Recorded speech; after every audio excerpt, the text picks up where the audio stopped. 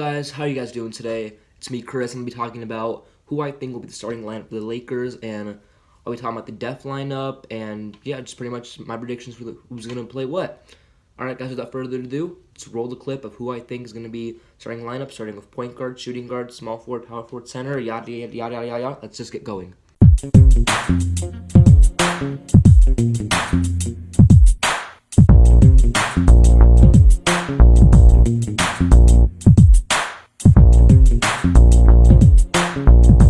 I chose Lonzo Ball as starting point guard because he showed flashes of greatness, especially with his defense and assist numbers and board numbers. Now his shooting can get better, obviously, and I've heard he's been working out a lot, trying to get his jump shot perfect. He's trying to bulk up a bit to avoid those injuries. And I know despite coming off a knee injury, he might struggle a little bit at the beginning of the first portion of the season, but I think as the season progresses in the long run, he'll do great because now that LeBron James is here, he doesn't have to worry about being, the guy, because the Lakers wanted Lonzo to be their main leader, their guy, the captain. But now LeBron's here, so I can take some weight off Lonzo, help Lonzo focus more on his game and helping the team win. So I chose Lonzo over Rajon because I just like what I see in Lonzo more. I think Lonzo's gotten more athleticism, better defender, but I do think Rajon will come in a lot and have some heavy numbers with the Lakers. But if Lonzo decides to start, screwing up and doing bad, expect Rajon to come in right away. Next, the shooting guard position, I chose KCP, Kentavious Caldwell-Pope. I like what I saw out of him. I didn't really know much about him when he came out of Detroit, but I think he put up solid numbers with the Lakers as the shooting guard, and he was good for rotation as we were able to put in guys like Josh Hart in. But in 74 games, he had 13.4 points per game, 42% shooting, 5 rebounds, 2 assists, on a good 38% shooting three-pointer. Alright, so I like KCP, but when I brought him back, I was a little surprised. I thought we were going to give Josh Hart the start. We were going to draft a shooting guard. Now, the reason they brought KCP back on a one-year deal is because I think they like how Josh Hart progressed under him, and I think they want to keep that. They want to keep that going. And they brought in Stevenson. They want to have Stevenson be like the defensive mentor to Josh Hart. But I think KCP proved enough. So he proved enough to be like a good veteran, a good leader in the shooting guard position. I think he will continue to be a shooting guard. But expect Josh Hart to get bigger numbers, and next year I think Josh Hart might actually get that starting spot. For the small forward position, I know what you guys think. LeBron plays small forward. Yeah, but I've seen him play a little bit more point forward. But I like what I saw in Ingram. In his rookie season, only 9 points, wasn't living up to the expectations. The guy really took off this year. In 59 games, he had 16 points per game, 39% three-point shooting, 47% from the field shooting, 5 rebounds, and 3.9 assists. Now, I expect his numbers to grow for Ingram, especially now that LeBron's here. We're going to need a little bit more out of Ingram, shooting-wise, defending-wise. I like what I saw out of Ingram this year. He was a good shooter, wasn't afraid to take the shots. He had that clutch shot against Timberwolves, I believe, with Lonzo's assist. And I like Ingram's length. I like his size. Makes him a good defender. He's got pretty good speed and athleticism. I would like to see him get a little stronger in the paint just to grab a couple more boards. But I like Ingram at the small forward position. I think it's his natural position. I think it's what the Lakers are going to want to keep if they want to start winning more games and make the playoffs. The power forward position, I got LeBron James, but I think James will play a similar point forward position that he played back in Cleveland. He'll bring the ball up a bit, he'll play on the outside, so he'll be like a small forward, but they'll listen as a power forward because I think that's just, James is more of a natural shooter, he's more of a natural scorer. You can't just have him, play power forward and expect him to just stay in the paint. I think he's going to play a lot of similar point forward, a little small forward if you want to call it.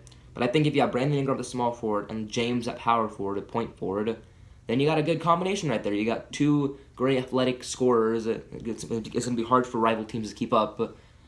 So I like James at the point forward. I really do. He's a good defender to be able to stop some of these guys that will give the Lakers problems, like Porzingis, Karl Anthony Towns, and whatnot. But I like James at this position. I think, like I said, he'll play point forward, and in the long run, it's going to benefit the Lakers having a big, strong guy at that forward position. The weakest position I think the Lakers have is the center because, let's face it, we only got JaVale McGee, Isaac Bonga, and Zubac, if I remember correctly. None of those guys are exactly stars or rim protectors. Zubac, his numbers went down. I don't mean points-wise and minute-wise. He had like 9 minutes last year. JaVale McGee, look at it. His stats aren't exactly impressive. 9 minutes, he had 4.8 points per game, 62% shooting. You can argue that due to limited time, limited shots, on 2.6 rebounds, 0.5 assists. But I chose JaVale McGee at the center position because he's got that good athleticism, got that good length, got that good height. and I think he'll be the rim protector the Lakers have always needed. Now, I don't expect JaVale McGee to get big playing minutes. I think he'll get 20 minutes at most because they're going to rotate at center position a lot. They might have Kuzma come in and play the center. They might have LeBron play center. They'll have Zubac come in, maybe Moritz Wagner, but I think McGee will start for the most part. Next, we got the sixth man. I think it's easy to say. Kyle Kuzma is going to be the sixth man, all right? And let me just explain why I think Kuzma and not Josh Hart will be the sixth man. Kuzma as a sixth man, yes, I think he was a sixth man with the Lakers due to the fact that he's power forward and Randall was power forward. Now that Randall left, and if LeBron had not come in, I think Kuzma would have been that starting power forward. But I think James and Kuzma have similar play styles. They're both high-scoring forwards. Because in 77 games, Kuzma had 31 minutes, 16 points per game, 45% shooting, 36% three-point shooting, 6.3 rebounds, and 1.8 assists. Now, as a sixth man, I think he'll be that spark plug that the Lakers need. They'll put him in these kind of situations where they need some points. They need him to lead the bench. He's gonna have a pretty big impact. I think he'll get 25 to 30 minutes a game, just due to the fact that LeBron's here. He'll probably play a little center if they need some high scoring points, and if the depth isn't good, he might come in at small forward if Ingram gets hurt. But yeah, I think Kuzma will be the sixth man for the majority. Next, we got the bench. Let's roll the clip before I think will be the starting bench for the Lakers.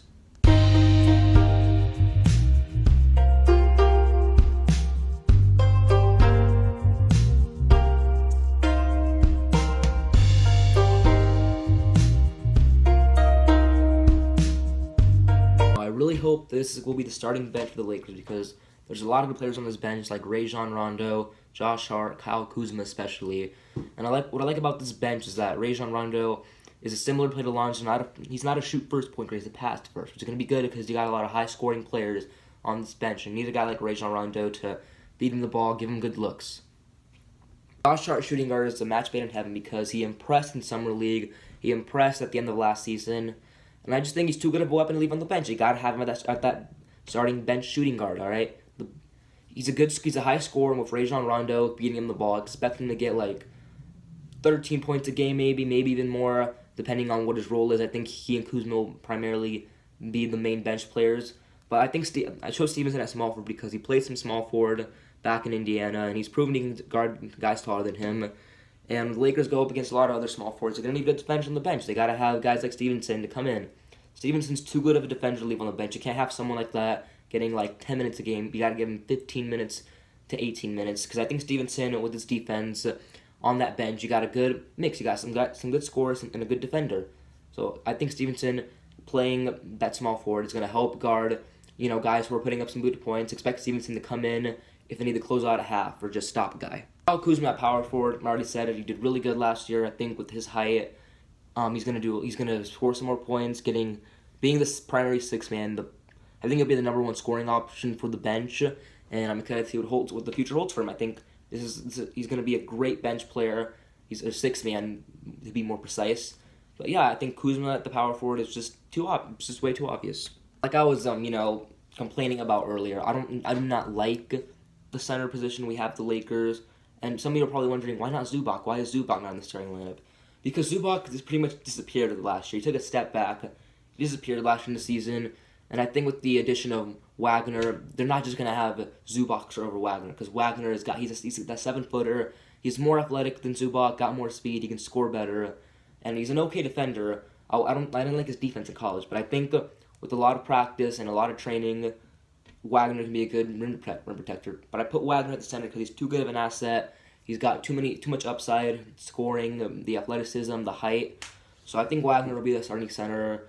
They could even have Kuzma play center if they want to go small ball and have Wagner get some easy buckets. But for the most part, I think Wagner will play center because as the first-round pick, you can't just have him get lost behind all these other players. He's going to have some significant minutes. So yeah. The other rookie the Lakers drafted, Miho Lee. You know what I mean, that guy with the long-ass name. From Kansas, all right? I expect him to get some okay minutes, I mean, he did really good in Summer League, but I think he's playing behind all his other guards, his small forwards. I think he'll get around 10 to 15 minutes. He might not put up the best numbers, but I think come next year when all these other guys are gone, he'll get some more minutes. This is all about his year to learn and study, and he's pretty much going to be Josh Hart this year. He'll play towards the end of the season just so the Lakers can see what they're working with. But I expect to see that guy get some more minutes. as the year progresses and maybe come next year. I think Michael Beasley will play a similar role that Channing Frye played. Channing Frye got like 10 minutes a game. I think Beasley will get a minute or two more, maybe 13 is the max I see him getting, because he's a good scorer, and I've seen a lot of people talk about this. If the Lakers ever need to close out a half with some quick buckets to cut into a lead, Beasley's your guy. He's an efficient shooter, can put up buckets really quick. So I expect Beasley to come in when the Lakers need a few quick buckets, or need a spark plug. Maybe the shooting isn't doing the best. They're gonna need Beasley to come in. Let's quickly discuss the def lineup. Roll the clip.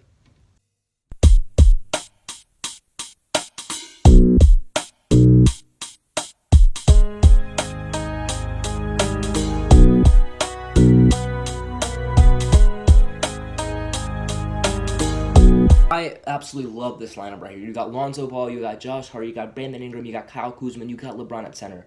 I know people are skeptical having LeBron play center, but I think it's gonna be good because this def lineup is supposed to match Golden State's high scoring lineup. You got Lonzo Ball, who's gonna be able to defend some high scoring point guards, maybe get a couple buckets, but primarily set up more of these shooters.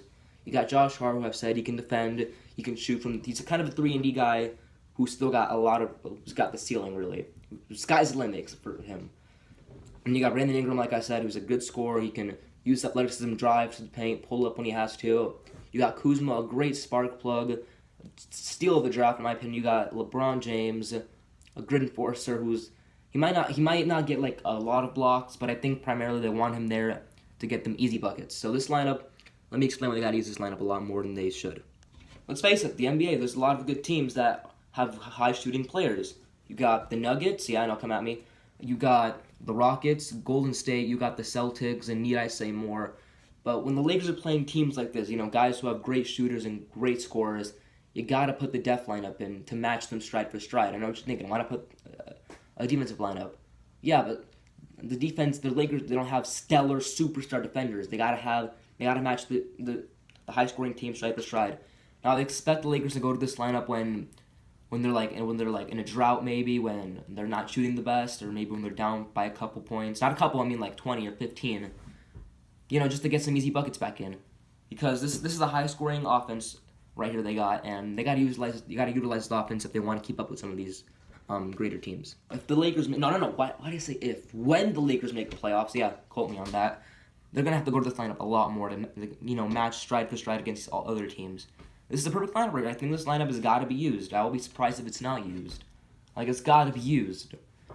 Anyway, guys, it's going to be the end of the video. Make sure you guys like and subscribe. If you guys want me to do a What to Expect Player Edition, just let me know, guys. Alright, it's going to be me, Chris Medina, signing out. And, yeah, peace out, y'all.